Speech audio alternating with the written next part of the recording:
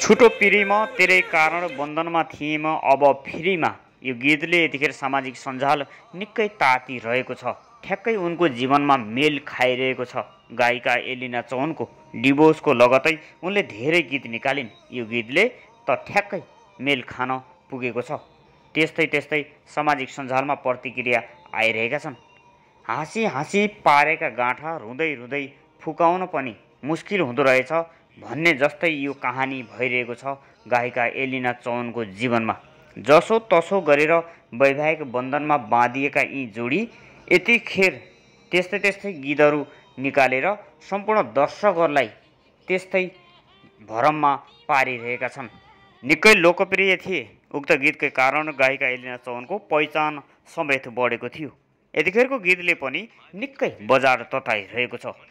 छुटो पिरीमा तेरै कारण बन्धनमा थिएँ म आज फिरीमा भन्ने गीतले साँच्चीकै उनको जीवनमा मेल खान पुगेको छ। उनले यस्तो भनेकी छन्, अब तँलाई फेसबुकमा ब्लक, छुटो पिरीमा तेरै कारण बन्धनमा थिएँ म अब फिरीमा। लाग्छ के गायिका एलिना चौनले विष्णु सापकोटालाई ब्लक हानेकी हुन् या हानेकी होइनन् भन्ने विषयमा अनुमान लगाउनुहोला। अरू जानकारी आएपछि तपाईँलाई हामी अवश्य गराउनेछौँ। अहिलेलाई यतिकै नै, धन्यवाद।